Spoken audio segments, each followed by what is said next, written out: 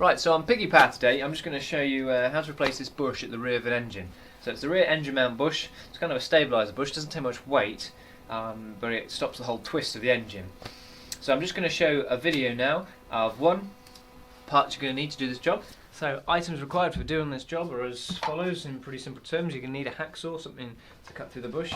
You're going to want a drill bit as well, which I've not got here, but decent sized drill bit. Wire little wheel on the drill is also useful. Can also be a battery powered drill. A hammer is pretty essential, as are some chisels. A little file perhaps to clean up the race afterwards. Wire brush. Emery paper, quite handy if you're not going to be able to use a drill, or get a drill underneath there. Sockets, only if necessary. Well, actually are necessary to remove the fork, which attaches to the bush, which we'll talk about later. An 11mm and a couple other bits if you're going to remove the drive shaft. 35mm, 36mm socket for the drive shaft nut. And normally a 16, 17, 15, something like that for the lower ball joint. We're not covering that today, we're covering it just replacing it in position, and of course then you're going to need a bush. I'm going to recommend you use one of these, and I'll discuss a little bit why later, but basically they're lifetime warranty, so they'll replace them if it goes wrong, and they're dead easy to fit. So you can cut the bush out basically, as we're going to show you, and slide the bush in. No press required, no removal of drive shaft, gearbox all over your driveway, wife's upset with you, parents upset with you, whatever. So pretty simple job. It's going to cost you about 30 quid for a bush, and if you haven't got these tools, you're going to need to buy the tools. Otherwise, just get on with it. And two, I'm going to show you a video of just the underside of a 206 and a 306, just to show the location of this bush if you can't quite get this because this engine is tipped, and also to show that there's a drive shaft here and the bolt on the fork that you need to remove. So switch to those videos now. So that's the bush in question, the lower engine bush. You can see the drive shaft just above it, and that's the fork that you'll need to remove. So there's two bolts, both in the same orientation on this one, which is a 206 HDI, and I'll go and show you the 306 now. So there's decent enough access from under here. If you don't need to remove the whole lot, you can still get it with the car jacked up. This is without the car jacked up, just to show you. This is a 306 with the lower engine, lower suspension sort of brace. As you can see, you'll need to remove that to get at it, but you need to remove the fork in the same way. That's not really a very helpful piece of video, but basically that's where the bush is on a 306. Same place, got the drive shaft just above it, and you've got the fork attached, and the fork goes to the rear, which you'll need to remove. And you're back in the room. So you're going to need to do, no matter which way you're going around with this, you're going to need to do one thing first, and that is jack up the vehicle as high as your axle stands are going to permit, really, unless you've got a lovely pit or you've got a nice 2-poster ramp just sat in your garage. So vehicle up in the air, nice and safe, so you're going to be working underneath it, so you want it to be nice and safe. Then the next thing you're going to do is remove anything in the way. Might be an under tray, I suppose, didn't point that out. And then the fork, which is here. Usually there's 16 or 17mm bolts, and there's one that obviously goes through the bush here, and then the fork attached at the back onto a mount onto the subframe. That, as you can see on the 206 video, sometimes is horizontal, and on the 306 is the vertical bolt. Either way, you need to remove that to get it out of the way, because obviously it's in the way. Now, I'm not showing you here the drive shaft. I could put a drive shaft in place, I suppose, but it shows nicely these two pins, which I'll get you close up for. So these are these pins that hold the drive shaft bearing in. It's an 11mm nut on the other side. You don't need to remove them all the way. Just enough so you can spin around 180 degrees, and that lets you to move the drive shaft out. You don't need to remove the drive shaft if you're taking this mount off. 3 16mm bolts do that, but the drive shaft is a right pain because you're going to be leaking gearbox oil, you've got to take hubs off, all sorts of things. So this guide is for this bush, which is an uprated version. Now the beauty of this bush is it's a slide-in. These press in. So to replace this bush properly, you're going to need to basically remove it and remove this bush and then press in a new one. So this mount can't really be on. Now, I've seen people try and do it in place, it just doesn't seem to work. If you are going to do that, you've got to remove it. So drive shaft out, which means bottom ball joint off, hub nut undone, watch gear fluid. And if you're doing that anyway, then ideal to get this done. These do perish, they're looking old. You can move this with my hand quite easily, so imagine the torque of an engine. Now there's a couple of options. Some people buy an OEM mount. These are only about a tenner cheap, but at the end of the day they do perish really quickly and start splitting. Peugeot ones are a bit more expensive, and then often people rotate these 90 degrees to reduce the movement in the engine, helps gear change and other things. Now the Powerflex ones is a polybush design. They remove this movement even more, but naturally you have drawbacks, so you have vibration, increase in vibration. These are about £30, £33 I think delivered at the moment, and are undergoing lots of different designs. So this is the latest design, if you can hopefully see that. Let me just check on the camera, you can see that latest design. So the early ones didn't have this big washer and didn't have these sort of cutouts which reduce the vibration which these were causing. Lifetime warranty though, guarantee warranty, whichever one means that whenever this breaks they'll replace it for free. So I'm going to show you how to replace this bush with this bush, because that's what I'm doing, and it's highly recommended. I mean 10-20 quid for one of these, an extra tenner for one of these. It means you don't have to take the drive shaft out, don't have to find a press, you don't have all sorts of problems with the orientation of this. Dead easy. It's well worth investing. So let's get a different position and just show you how to start removing this. Right then, so you might say I'm cheating a little bit here because I'm using a lovely engine on a mount. It's nice accessible, but I'm doing this for two reasons. One, I've got to do it, and two, trying to record while I'm underneath the vehicle and I'll be all in the way with the camera, etc. I thought it was an ideal way of you seeing what you need to do.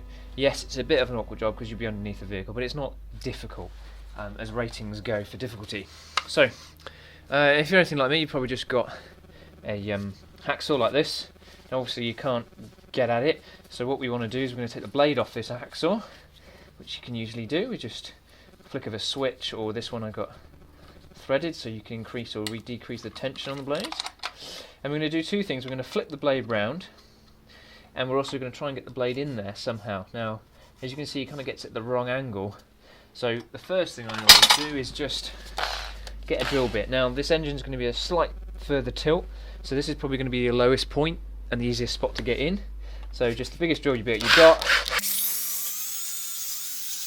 and that gives us hopefully a gap to get the hacksaw in now. Now a little junior hacksaw will do fine.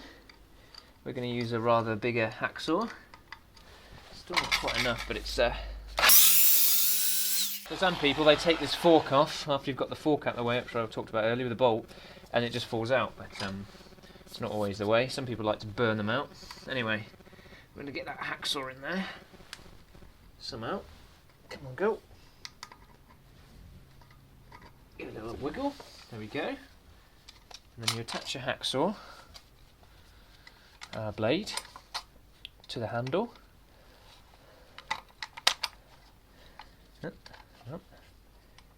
We shall gain victory. I'm going to do that up. So some tension on that blade. And then what we're going to do is cut through the outer casing of the bush. So we don't want to be cutting into the mount here, but if you can see clear enough,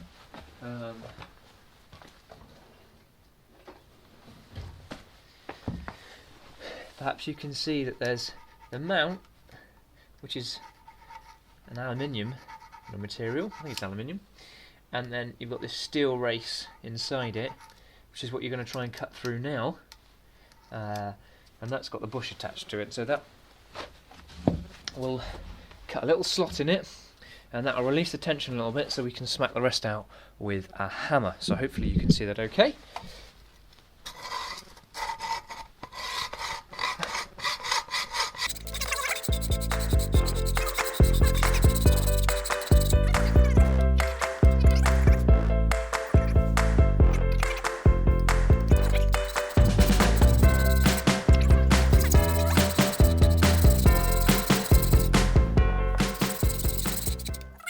Interesting enough, I've come through this side, but I'm not there the other side yet.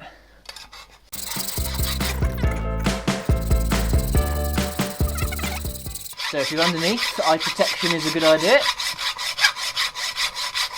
If you're worried about blindness, of course. Steady wins the race. Hopefully that's done it. Now take a hacksaw blade out.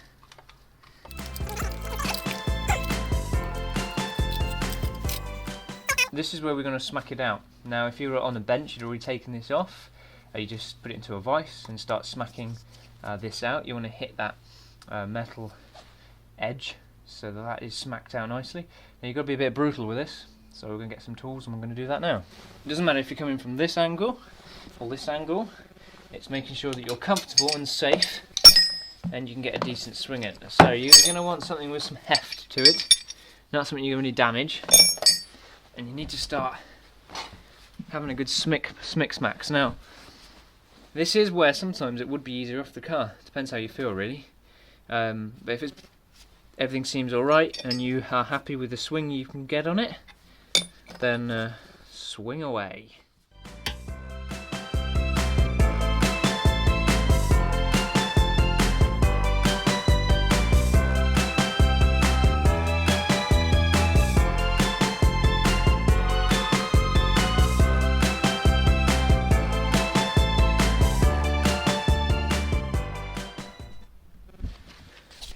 Right, so there it is. Had been a while since I'd done one, and I just not like I do these for practice before I do it. Found it just easier just to smack it from behind. There's a nice little beveled edge where you can kind of run the chisel against. There wasn't much this end, so we nailed the one end over this side, and you can kind of see the split in it now. If I use the camera work properly, where actually that's closed up now because there's a lot of tension in it. So when you make that cut, you cut through it, and then you allow it sort of to shrink a little bit to get it out. You could probably use some heat or something as well, but that's a pretty simple way of doing it. Now if you're under the car and you can't get a drill, so I'm going to cheat here and I'm going to use a nice drill just to clean up the inside of there. You obviously could use by hand, or you can get some emery cloth in there. Key is to have it nice and smooth in there, because obviously with the chisel you might have made some marks, so you might even need a little bit of a file just to clean it up, but I'm going to use a wire.